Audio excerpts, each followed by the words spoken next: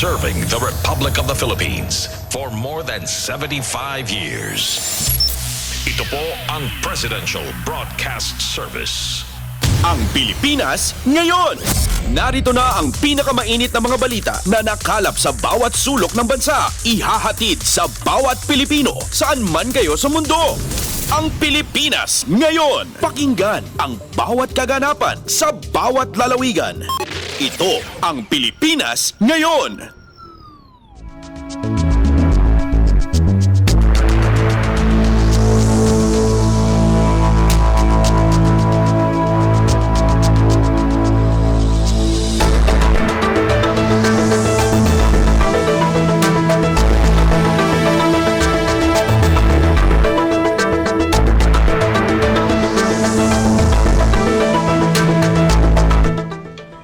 Magandang araw po sa ating mga tagapakinig. Welcome po muli sa ating programang Ang Pilipinas Ngayon. Napapakinggan po ninyo saan mang bahagi ng mundo sa pamamagitan ng ating himpilang Radio Pilipinas World Service ng Presidential Broadcast Service. Napapakinggan po tayo sa mga sumusunod na shortwave frequencies sa 9.925 MHz, 12.120 MHz at 15.190 MHz. Ako po si Ven Lones. Samahan po ninyo ako sa kabuuan ng ating programa ngayong araw na ito. Kapapalooban pa rin po ng ilan sa mga mahalagang balita mula dito sa ating bansa, kasama na ang mga segmentong business, sports, showbiz at ang mga ulat mula sa iba't ibang rehiyon at lalawigan dito sa Pilipinas para sa ating regional news. Samantala, nais po namin kayong imbitahin na bisitahin ang ating Facebook page, ang Radio Pilipinas World Service. Paki-follow, like at share na rin po. Antabayanan, sa inyo na sa ilang sandali ang kabuuan ng ating programang Ang Pilipinas Ngayon. Kumpleto, detalyadong balitaan, di papahuli sa mahahalagang kaganapan. Kamustahin ang inang bayan, ang Pilipinas ngayon.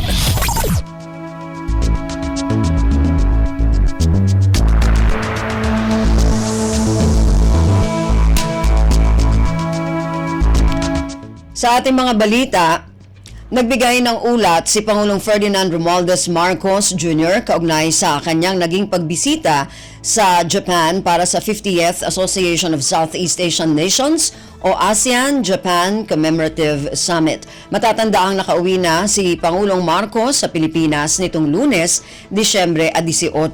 Tinalakay ng Pangulo sa kanyang ulat ang investment pledges mula sa Japanese investors, ang pagkakaroon ng free at open Indo-Pacific region at ang sitwasyon sa Myanmar. Narito si Pangulong Ferdinand Romualdez Marcos Jr. sa kanyang isinagawang pag-uulat. Good evening, ladies and gentlemen, fellow workers in government, and our friends of the press.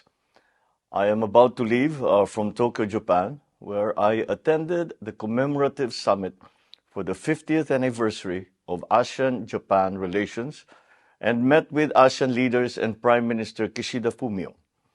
Throughout the summit and other related events, we discussed the future of ASEAN-Japan relations and emphasized the need for ASEAN to have an active role in maintaining peace, security, and stability in the region. We also advocated a rules-based Indo-Pacific region that is free and open, guided by the shared fundamental principles as enshrined in the UN Charter and the Treaty of Amity and Cooperation in Southeast Asia. We highlighted the need to promote respect for sovereignty and territorial integrity, settlement of differences or disputes by peaceful means, and renunciation of the threat or use of force. I called attention to the worsening plight of the people of Myanmar and urged the proactive engagement of all stakeholders so as to alleviate the situation through the 5-point consensus, the United Nations mechanisms, as well as the AHA Center. The summit highlighted Japan's commitment to promoting friendship and camaraderie amongst the peoples of ASEAN and Japan through various initiatives, including the Japan East Asia Network of Exchange for Students and Youth, or Genesis program. This has been supported by the Philippines since 2007. Japan's people-to-people programs create not only long-term relationships, but also build trust, which is the basis of ASEAN-Japan cooperation across all sectors. We also discussed how Japan's role in ASEAN and individual states' economies have progressed over the past 5 decades, particularly in our shared commitment towards peace and security, trade and investment, food security, climate action, energy security, supply chain resilience, infrastructure development, and connectivity. As permanent country coordinator for ASEAN-Japan economic relations, I assured ASEAN and Japan that the Philippines will continue to shepherd ASEAN initiatives and projects, not only to co-create a region of economic prosperity, but also an inclusive society that is ready for the future. I also delivered the keynote speech during the Creative and Sustainable Economy Through Innovation event organized by our DTI, and this showcased collaborative projects of Filipino fashion designers and Japanese textile manufacturers. In the area of investment, I am pleased to update you on the progress of business commitments signed by our valued Japanese partners during my last visit to Japan in February. Japanese investors directly reported over 169.7 billion pesos of capital funneled into the Philippine economy. From these commitments, more than 9,700 new jobs have been generated to date. 9 new letters of intent and MOUs were signed during this visit, valued at 14.5 billion pesos in investments and over 15,750 additional jobs for our workers.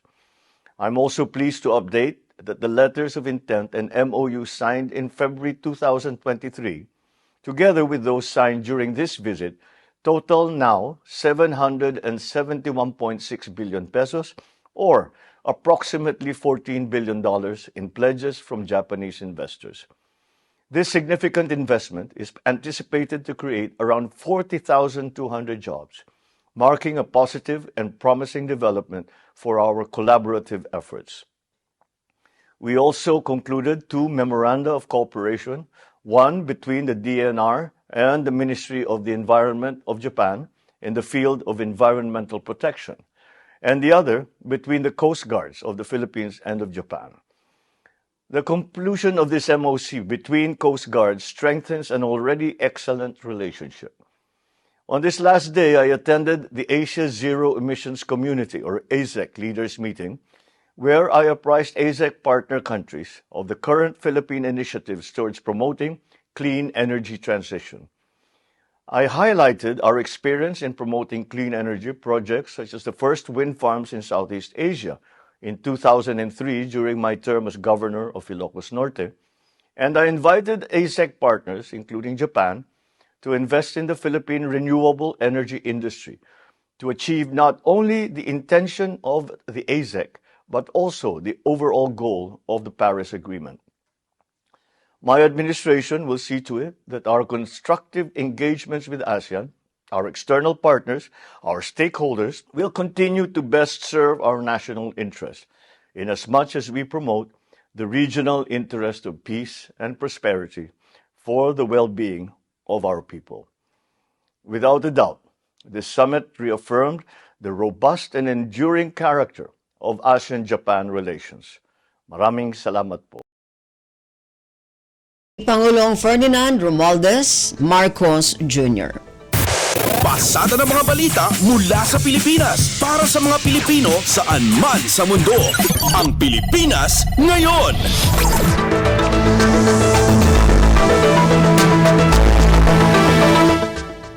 Nakiisa si Pangulong Ferdinand Romualdez Marcos Jr. sa Association of Southeast Asian Nations o ASEAN sa pagkondena sa paglulunsad ng ballistic missile ng North Korea patungo sa karagatan ng Japan. Ginawa ni Pangulong Marcos Jr. ang pahayag sa ginanap na pulong ng Asia Zero Emission Community o AZEC leaders sa Japan. Ayon kay Pangulong Marcos, ang ginawang paglulunsad ng ballistic missile ng North Korea ay nagdudulot ng pangamba sa rehiyon at sa buong mundo.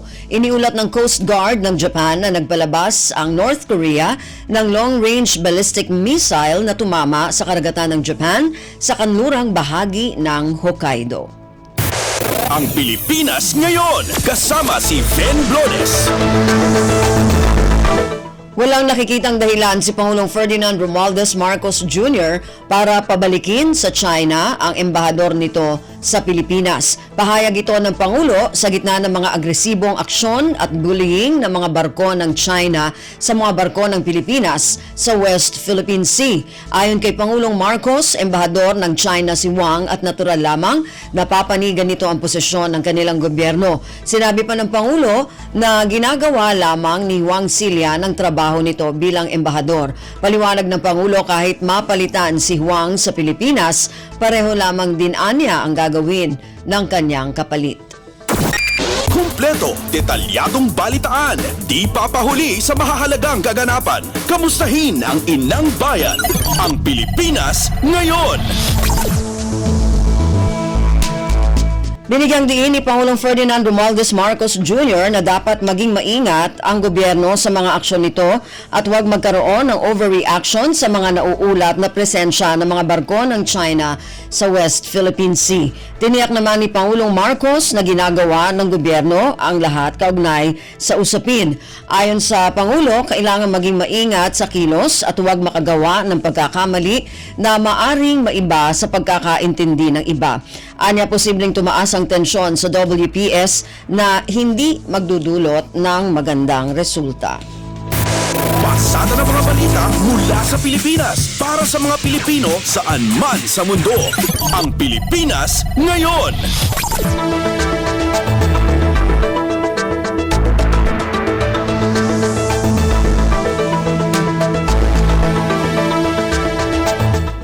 Naglabas si Pangulong Ferdinand Romualdez Marcos Jr. ng kautusan na bubuo sa Office of the Special Assistant to the President for Investment and Economic Affairs o OSAPIEA. Pamamahalaan nito ng Office of the President at layuning matiyak na magiging epektibo ang pagpapatupad sa mga investment at economic policies and program ng gobyerno. Nakasaad sa inilabas na executive order na kailangang palakasin pa ang mga mekanismo sa pagsasagawa ng mga inisyatibo, plano, polisiya at programa ng gobyerno para matugunan ang mga hamon sa bansa. Pangunahan ang OSAPIEA ng Special Assistant to the President for Investment and Economic Affairs na may ranggong kalihim o secretary. Si Presidential Advisor on Investment and Economic Affairs Frederick Go ang itinalaga para mamuno sa ahensya. Tungkulin ni Go na bigyan si Pangulong Marcos ng mga payo tungkol sa paksang pang-ekonomiya at iba pang usapin na may kinalaman dito. Ang Pilipinas Ngayon, kasama si Ben Blones.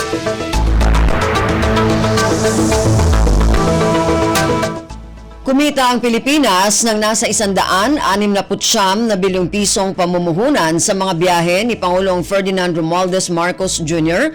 sa bansang Japan. Ayon kay Presidential Advisor on Investment and Economic Affairs, Frederick Go, nagbubunga na ang mga ginawang pagbisita ni Pangulong Marcos sa Japan nitong Disyembre at noong Pebrero ngayong taon. Pagdedetalye ni Go, 14 na bilyong piso ang ikinasa ngayong Disyembre habang mahigit 20 kumpanya ang nagbigay ng update kay Pangulong Marcos ng kanilang pledges mula sa biyahe nito noong Pebrero. Dahil dito, umaabot na sa 200,000 trabaho ang nagbukas para sa mga Pilipino mula pa lamang sa mga kumpanya sa Japan. Kumpleto, detalyadong balitaan, di papahuli sa mahahalagang kaganapan. Kamustahin ang inang bayan, ang Pilipinas Ngayon.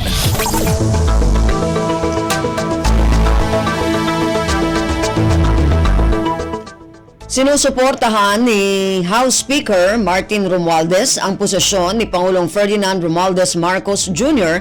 kaugnay sa pagpapalakas ng alyansa para mapanatili ang kapayapaan at katatagan sa South China Sea at kabuuan ng rehiyon ng Asya. Kasunod ito ng pag-uusap sa pagitan ng Pilipinas at Japan kaugnay sa Reciprocal Access Agreement sa pagpapadala ng puwersang militar na isang kritikal na hakbang sa gitna ng tensyon sa rehiyon.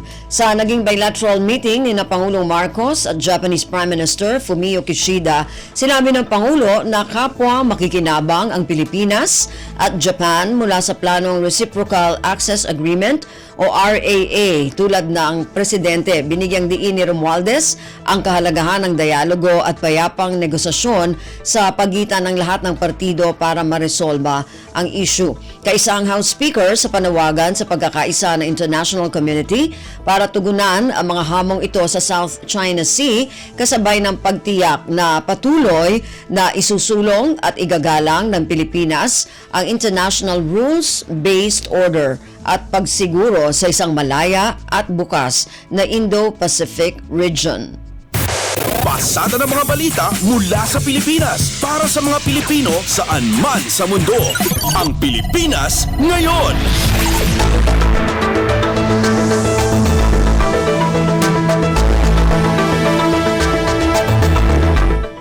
Naging mapayapa ang tigil pasada ng grupong Manibela at ilang lokal na chapters ng Piston. Ito ayon sa ulat ni Philippine National Police o PNP Public Information Office Chief at spokesperson Police Colonel Jean Fajardo. Ang detalye ng balitang ito mula kay Leo Sarne. Iniulat ni PNP Public Information Office Chief at spokesperson Police Colonel Jean Fajardo na nananatiling mapayapa ang tigil pasada ng grupong Manibela at ilang local chapter ng Piston. Ayon kay Colonel Fajardo, walang na-monitor ang PNP na anumang seryosong insidente na may kinalaman sa tigil pasada sa iba't ibang lugar sa bansa. Ikinalugod naman ng opisyal ang pagsunod ng naturang mga transport groups sa mga unang napagkasunduan kaugnay ng kanilang mga programa at aktibidad. Kasunod nito, sinabi ni Fajardo na mananatiling nakabantay ang PNP hanggang sa pagtatapos ng strike sa Desyembre 31. Nananatili rin niyang nakahanda ang mobile assets ng PNP na magbigay ng libreng sakay. Mula sa PNP, ito si Leo Sarne para sa Radyo Pilipinas. Ang Pilipinas ngayon, kasama si Ben Blones.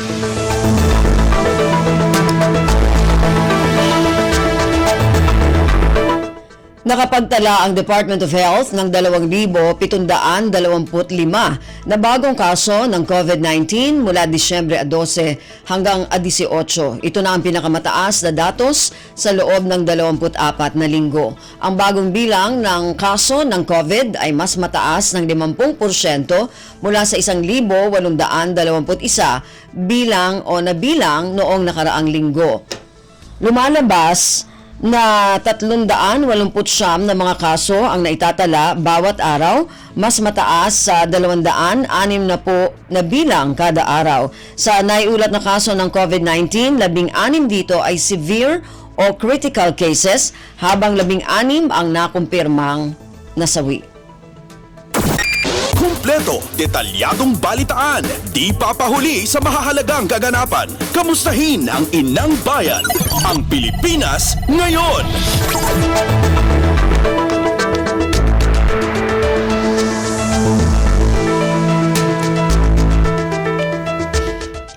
Nagpaabot ng pakikiramay ang Department of Migrant Workers o DMW sa pagkasawi ng Crown Prince ng Kuwait na si His Highness Sheikh Nawaf Al Ahmad Al Haber Al Sabah. Sa isang pahayag, sinabi ng DMW na nakikiisa ito sa mga mamamayan ng Kuwait sa pagluluksa kasunod ng pagkamatay ni His Highness Sheikh Nawaf.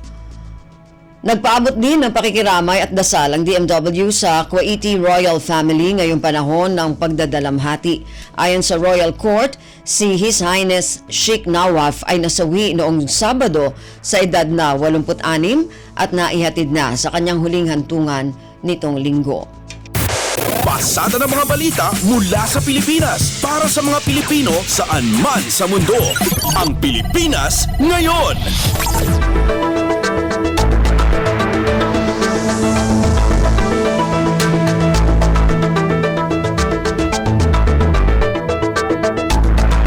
Yan po ang ilan sa mga pangunahing balita mula dito sa ating bansa. Samantala, ang tabayanan naman po ang mga balita mula sa iba't ibang rehiyon at lalawigan dito sa Pilipinas para sa ating regional news.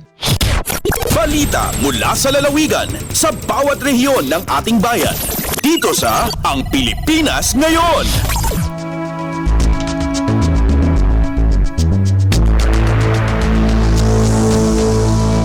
Dumako na tayo sa ating regional news. Unahin natin ang mga balita mula sa rehiyon ng Luzon. Mula sa Lawag, 700 provincial scholars ng Ilocos Norte nakatanggap ng stipend. Ang detalye ng balitang ito mula kay Rani Dorilag. Rinibribo a balor ti stipend tinaawat digiti scholars iti Ilocos Norte iti panangidaulo ni Governor Matthew Marcos Manotok iti naiswata distribusyon iti Ilocos Norte National High School Gymnasium. Segon kini Governor Manotok agdagop ti 780 maysa nga scholars ti naikanti stipend. Umabot iti 133 digiti agri-fisheries scholar ang nakaawat ti 25,000 pesos tunggal maysa. 248 asirib young leaders ang nakaawat ti 15,000 inamagasot 50 pesos iti tunggal maysa. Ken patagasot nga academic scholars ang nakaawat ti 20,000 pesos. Kunana nga agtultuloy ti suporta kadagiti agdamang nga scholars di Ilocos Norte. Inbadat ni Governor Manotok iti balbaliw apan nakabalansya dagiti scholar asaan a maapektaran dagiti agdamang nga scholar ti probinsya. Nagyaman pa iti gobernador kadagiti umili anang gundaway ti scholarship program ti probinsya. Manipod dito Radyo Pilipinas Lawag, Rani Dorilag para sa Radyo Pilipinas World Service. Balita mula sa lalawigan sa bawat rehiyon ng ating bayan. Dito sa Ang Pilipinas Ngayon. Maraming salamat, Rani. Yan ang ulat mula Lawag. Dumako naman tayo sa Agoo. 1.4 milyong piso ang pondo para sa 3 proyektong pangkabuhayan ng Pugo, La Union, ibinahagi ng Department of Labor and Employment Region 1. Ang detalye ng balitang ito mula kay Albert Kawile.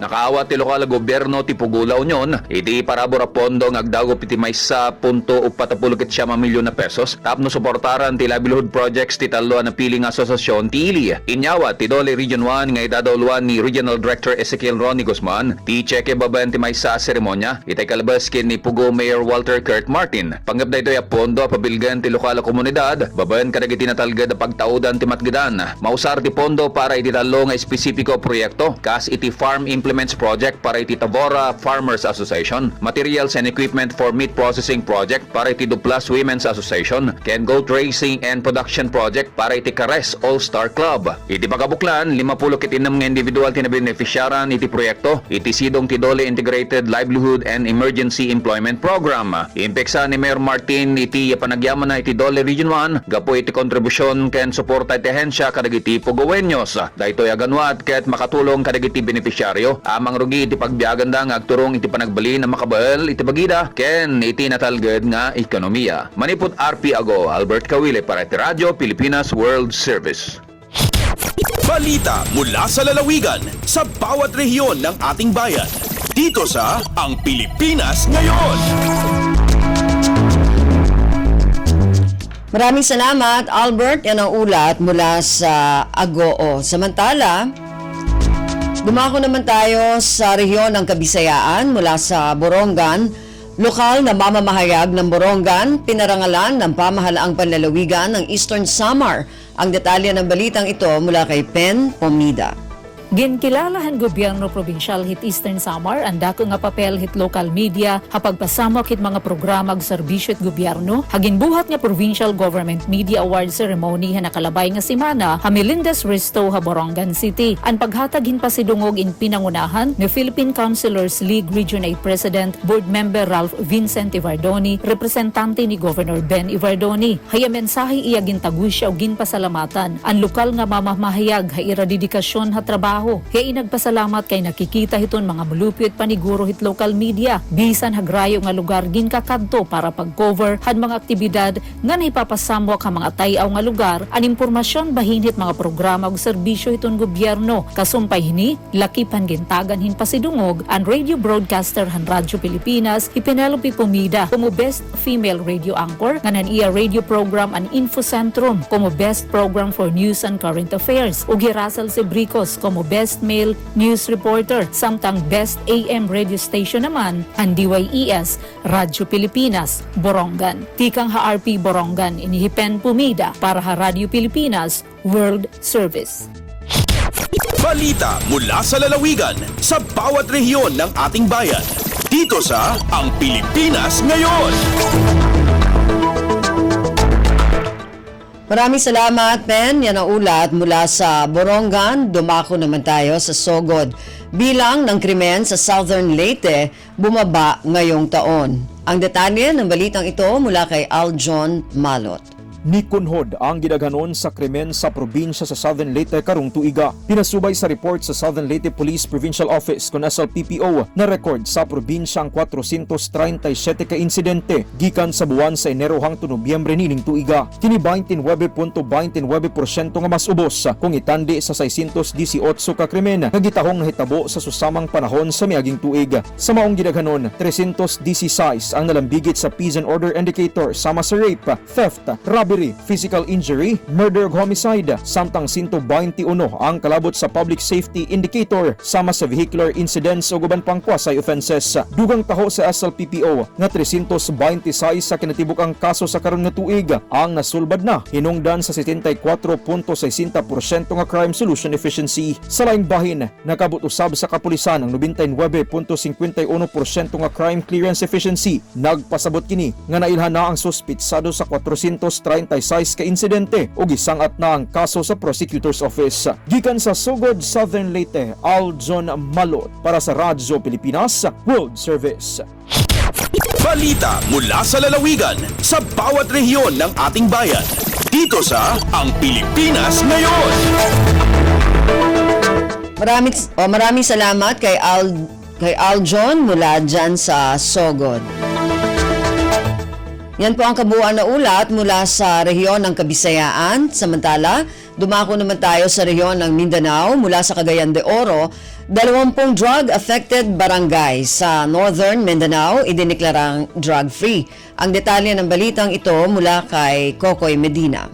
Dugang 20 ka mga barangay din sa Northern Mindanao nga apektados droga ang gideklarar karon nga drug-free. Kini ang ibutyag ni Police Regional Office 10 Regional Director Police Brigadier General Ricardo G. Layog Jr. Sumala pa ni Layog sa buwan sa Disyembre ning kasamtangang tuiga mukabat na sa kinatubukan ngadto sa 1482 ka mga barangay sa tibok Region 10 ang gideklarar nga drug-free. Ang bag-ong mga barangay nga gideklarar nga drug-free nagsumikan kini sa Bukidnon, 3, Lanao del Norte, 3, Misamis Occidental 2, Misamis Oriental na 10, Cagayan de Oro City 1, Iligan City 1. Samtang aduna pay 384 ka mga barangay sa Region 10 ang nagpabilin nga apektados droga apan positibo si Brigadier General Layog gapidaagi sa inyusang puwersa sa kapulisan uban nga ahinsya sa gobyerno, lokal nga panggamhanan o komunidad makabot ang damgo sa Northern Mindanao nga mamahimo ng drug-free ang tibuok rehiyon. Samtang dugag Layog nga ang kapulisan ug ang PDEA padayon sa ilahaga monitoring aron niana madakpan gyud ang katong nagpayuhot sa gidli nga druga sa Northern Mindanao. Gikan dinhi sa Radyo Pilipinas Cagayan de Oro, kini si Kokoy Medina alang sa Radyo Pilipinas World Service. Balita mula sa lalawigan sa bawat rehiyon ng ating bayan. Dito sa Ang Pilipinas Ngayon. Maraming salamat kay Kokoy mula dyan sa Cagayan de Oro. Dumako naman tayo sa Zamboanga Financial Subsidy Payout para sa mga persons with disabilities isinagawa ng lokal na pamahalaan ng Dipolog, Zamboanga del Norte. Ang detalye ng balitang ito mula kay Bless Eboyan.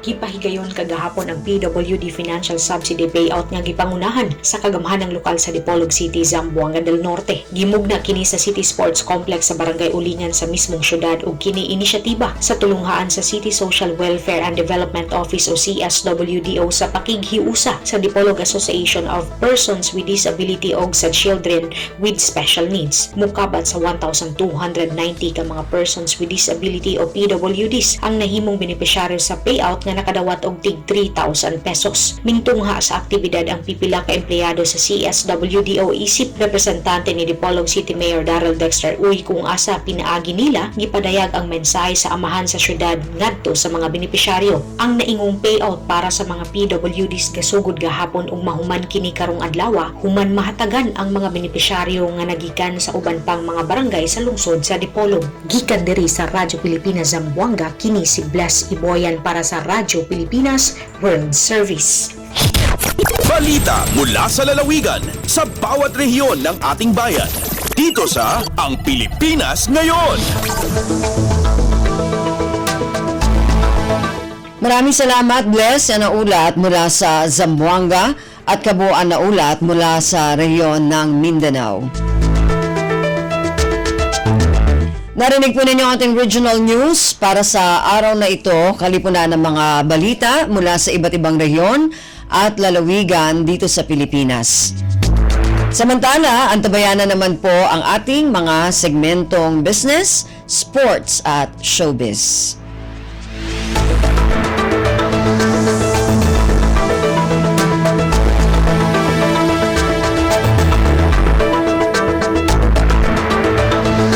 Dumako na tayo sa ating mga segmento. Unahin natin ang ating business news. Narito si Stephanie Vicente.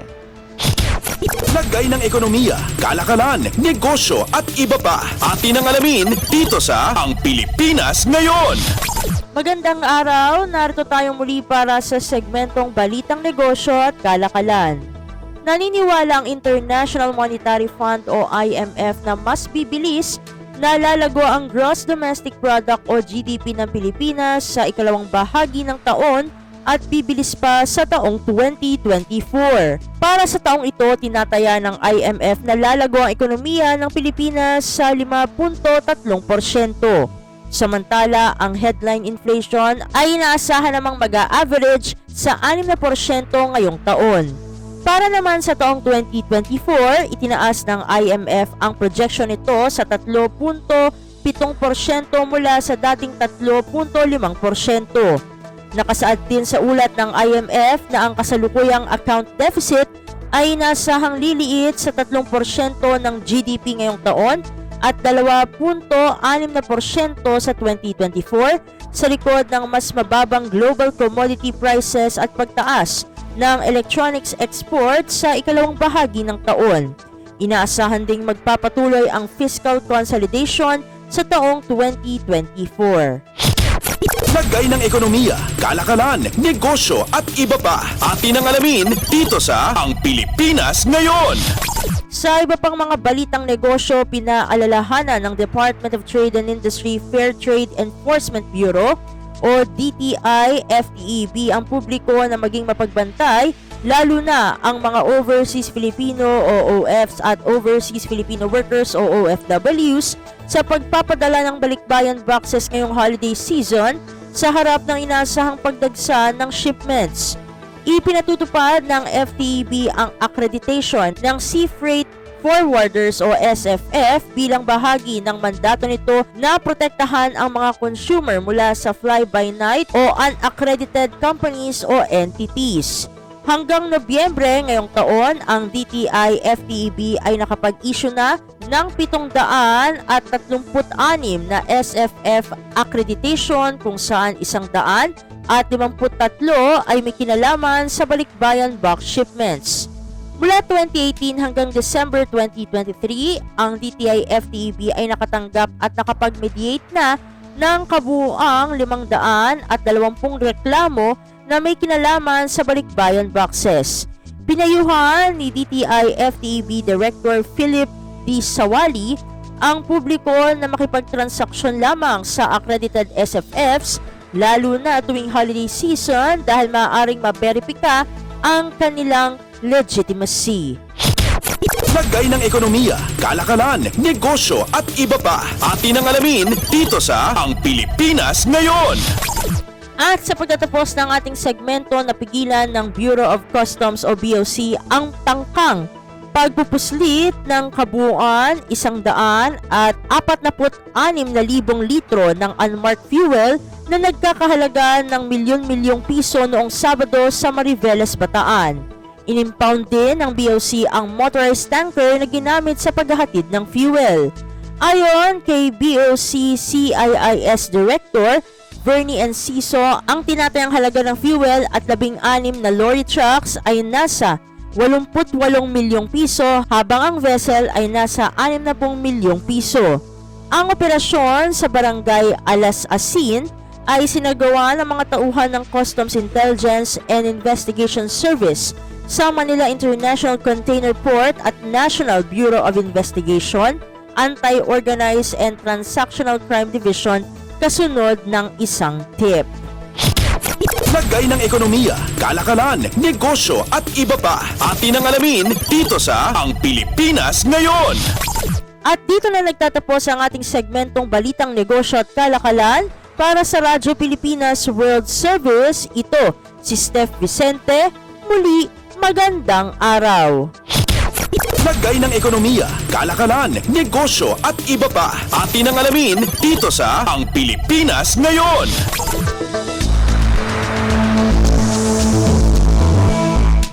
Maraming salamat, Steph. Yan ang ating Balitang Negosyo. Samantala, para sa ating Balitang Pampalakasan, narito si Leo Magbayo. Updates at pinakahuling mga usapin sa mundo ng palakasan. Atin ang pakinggan dito sa Ang Pilipinas Ngayon. Magandang araw. Narito na po ang Sports Balita.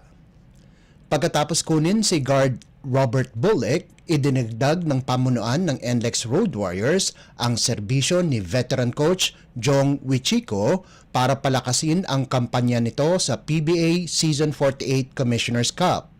Sasalang kagad si Wichiko bilang parte ng coaching staff ni head coach Frankie Lim sa Biyernes kung saan makakatapat nila ang Blackwater sa larong gaganapin sa Smart Araneta Coliseum.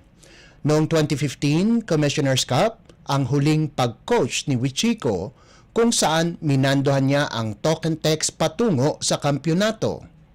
May 9 na korona si Wichiko bilang head coach at 2 beses nakopo ang PBA Coach of the Year para sa mga koponan ng Ginebra, San Miguel at Tropangiga. Katablan ni Wichiko sina Chot Reyes at Leo Austria sa 2nd pwesto ng may pinakamaraming kampyonato. Assistant coach si Wichiko sa Gilas Pilipinas squad at kasama siya sa 32nd Southeast Asian Games sa Cambodia kung saan nakuha ng Gilas ang gintong medalya, pati na rin sa makasaysayang gintong medalya sa 2023 Asian Games sa China. Updates at pinakahuling mga usapin sa mundo ng palakasan. Atin ang pakinggan dito sa Ang Pilipinas Ngayon. Pumirma ng kontrata si Carl James Martin sa isang top-tier boxing outfit na Premier Boxing Champions at TGB Promotions sa kooperasyon ng MP Promotions. Ang 24 anyos na si Martin na may hawak na perpektong record na 22-0 na may 17 knockouts ay nakatakdang labanan si Chaiwat Buat Krathok para sa WBO Global Super Bantamweight title. Ang Premier Boxing Champions ang tahanan ng mga magagaling na boksingero kasama na sina Saul Canelo Alvarez, Terence Crawford, Errol Spence Jr. at marami pang iba. Ang wala pang talo na si Martin na taga Lagawe, Ifugao ay pakay na dalhin ang kanyang kakayahan sa Estados Unidos sa oras na lumabas na ang kanyang visa. Kumpiyansa naman si boxing legend Manny Pacquiao na magiging isang world title holder din si Martin. Ilan sa mga nasa bakuran ng MP Promotions ay sina Unified World Super Bantamweight Champion Marlon Tapales, mga dating world titleist na sina Jerwin Angcahas at Mark Magsayo at Olympian Yumir Felix Marshall. Updates at pinakahuling mga usapin sa mundo ng palakasan. Atin ang pakinggan dito sa Ang Pilipinas Ngayon. Inangkin ni Matthew Diaz, pamangkin ni Olympic gold medalist Heidelin Diaz, ang gintong medalya sa Batang Pinoy weightlifting event na ginanap sa Dacudaw Court sa Rizal Memorial Sports Complex sa Maynila. Nabuhat ng 12 anyos na si Matthew ang kabuang 96 kilograms mula sa 41 kilograms sa snatch at 55 kilograms sa clean and jerk sa boys 12 under 37 kilogram division. Si Heidelin at ang kanyang kabiyak na si Julius Naranjo ang nagsasanay kay Matthew sa sarili nilang gym sa Hala-Hala, Rizal. Bukod kay Matthew, nakakuha din ng ginto si Adrian Bukol ng Zamboanga City sa kanyang kabuang 103 kilograms na binuhat mula sa 45 kilograms sa snatch at 58 kilograms sa clean and jerk para makopo ang boys 12 under 32 kilograms category.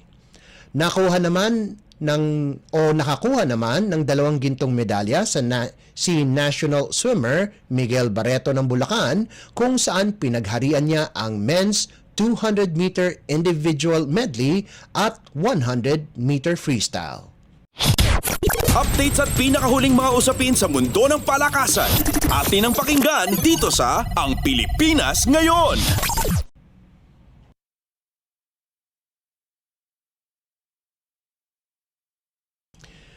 At yan ang pinakahuling balita sa larangan ng palakasan. Para sa Radyo Pilipinas World Service, ito po si Leo Magpayo. Magandang araw.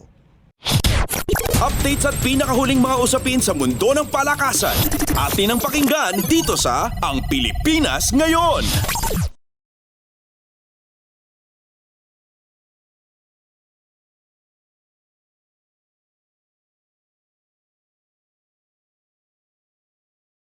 Yan po ating balitang pampalakasan. Samantala, para sa mga nag-aabang ng mga chismis mula sa mundo ng showbiz, para sa ating showbiz balita, narito si Mama JT.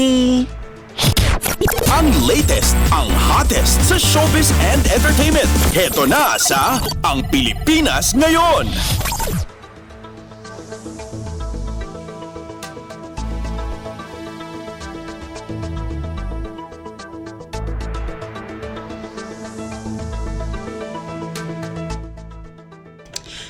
Halo! Magandang araw sa ating mga chismoso at chismosa na nag-aabang ng ating balitang artista. Nandito na si Mama JT para magatid ng mga trending na balita sa mundo ng showbiz. Ito na ang ratsyada ng mga chika. Ito na mayapa na ang veteranong aktor na si Ronaldo Valdez noong December 17 sa edad na 76 ayon sa ulat ng Quezon City Police District.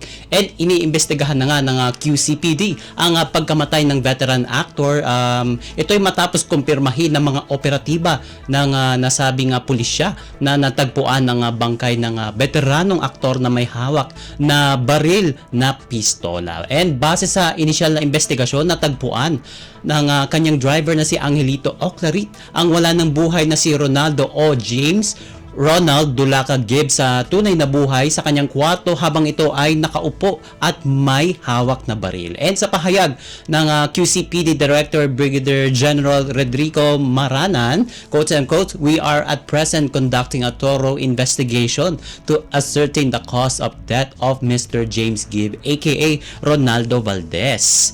At anya, we understand the importance of this matter. Hence, we are working diligently to gather all relevant facts and evidence. And siniguro naman ng pamunuan ng QCPD na ilalabas nila sa publiko ang magiging resulta ng ginagawa nilang investigasyon sa lalong madaling panahon. And pagsasabi pa ng QCPD Director sa isang statement, quote-unquote, "We also urge the public to refrain from concluding and respect the family's request to grieve in private." Samantala, kinumpirma naman ni Jano Gibbs, ang anak ni Ronaldo, ang pagpanaw ng kanyang ama sa pamamagitan ng social media. Sabi niya, quote-unquote, "It is with great sorrow that I confirm my father's passing." And nakiusap rin si Jano na igalang ng publiko ang privacy ng pamilya habang sila ay nagluluksa kasabay ng paghingi nito ng panalangin at dasal para kay Ronaldo. Samantala,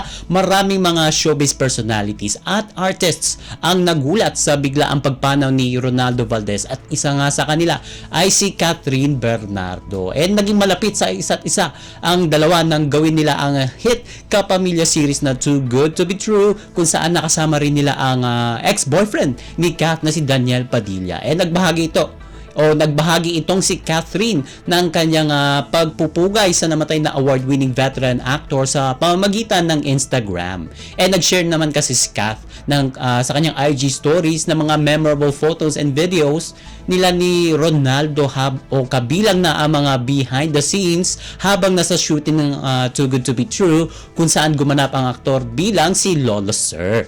And wala siyang inilagay na caption o mensahe sa kanyang post, ngunit mararamdaman mo ang kanilang closeness na parang tunay na maglolo. And nag-post din ang actress noong November 2022 ng madamdamin at emotional na video nila ng veteranong aktor pagkatapos nilang gawin ang huling eksena sa kanilang serye. Kalakip nito ang mahaba niyang open letter para sa kanyang Lolo Sir. And narito yung naging bahagi ng mensahe ni Kat para kay Ronaldo Valdez. And bahagi sa kanyang open letter last year, quote and unquote, "I've been your greatest fan since SETI and Munting Paraiso. Whenever people ask me, sino dream mong makatrabaho, my immediate answer would be Mr. Ronaldo Valdez." And fast forward to 2021, it seemed like God answered my prayer because you agreed to do this project with us. You probably have no idea how much it would meant to me and how excited I was. And ayon pa sa kanyang open letter kay Ronaldo, I tried to get to know you day by day, cycle by cycle. Then whoosh, we just clicked. I had no idea you were as matakaw and into sweets just like me. And pareho din tayong iyakin, and God knows how much I enjoyed doing every scene with such brilliant and genuine actor like you, Tito Ron. And Tito Ron, Ali wouldn't be effective without Lolo Sir. She wouldn't have been to do every single scene if not for your support. And ito pa, emotional pang pagpapatuloy ng actress sa kanyang naturang post, quote and quote, "You show us who you really are behind the veteran actor people people know you as, and we just love you even more. I didn't expect to be so close to you. Thank you."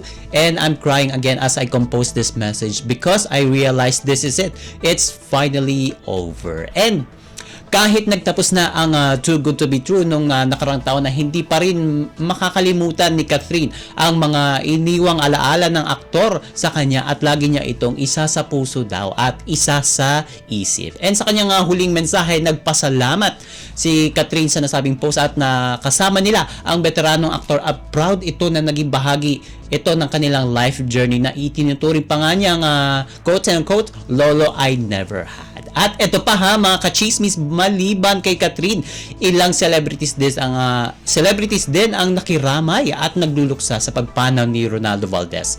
Sa Instagram, ibinahagi ni Dimples Romana ang isang throwback video kasama ang aktor. And inalala pa nito ang panahong nagkasama sila ni Ronaldo para sa isang episode ng Maalaala Mo Kaya o MMK. Samantala, ibinahagi naman ni Carla Estrada ang throwback picture nila ng yumaong veteran actor. And ayon sa kanyang IG story, kinunan ang litrato nila noong Setyembre ngayong taon lamang habang sila ay nasa taping. Ang sabi ni Carla, quote and quote, "Thank you for the laughter and wisdom, Tito Ronaldo." Yan yung kanyang pagpapasalamat sa naging kontribusyon ni Tito Ronaldo sa kanyang buhay. And ito pa nagkaroon din ng tribute ang tinaguriang Mr. Pure Energy na si Gary Valenciano sa social media. And ipinost niya ang black and white picture ni Ronaldo, kalakip ang caption na quote and quote, "You were one person who I love to watch. Your authenticity never failed to move me." Your authenticity never failed to move me. Thank you, Sir Ronaldo Valdez. And ayon sa singer, hindi niya nakatrabaho ang batikang aktor, pero may pagkakataon daw na nagkausap sila at ito raw ay lubos niyang pinasasalamatan.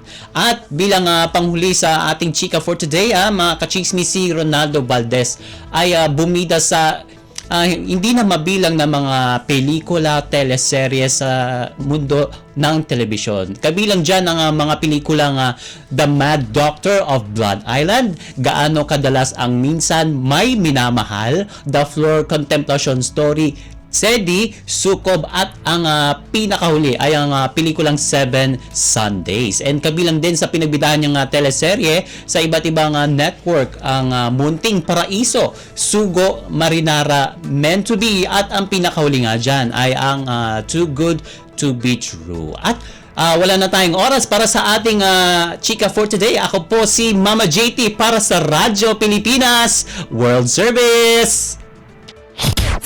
Ang latest, ang hottest sa showbiz and entertainment. Heto na sa Ang Pilipinas Ngayon.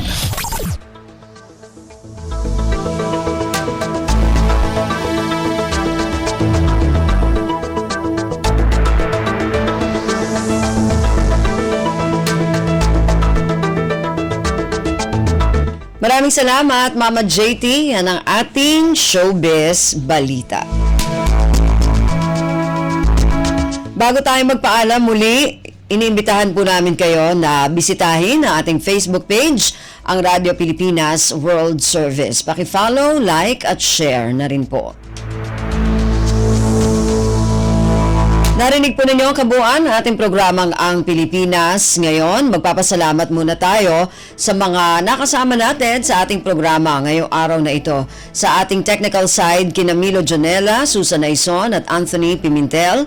Maraming salamat sa ating mga executive producer, kina Jerome Toledo at Stephanie Vicente. Maraming salamat din sa mga nakasama natin sa ating mga segmento para sa ating balitang pampalakasan, Leo Magpayo, sa ating mga kasama na nag-ulat mula sa iba't ibang rehiyon at lalawigan dito sa Pilipinas para sa ating regional news at sa ating station manager na si Mr. Ray Sampang. Hanggang sa susunod na edisyon na ating programang Ang Pilipinas Ngayon, ako po muli si Ven Blones. Maraming salamat po at mabuhay po tayong mga Pilipino. At yan ang Pilipinas Ngayon. Muling samahan si Ven Blones sa parehong oras at alamin ang pinakahuling mga kaganapan at balita saan man kayo naroon. Ang Pilipinas Ngayon.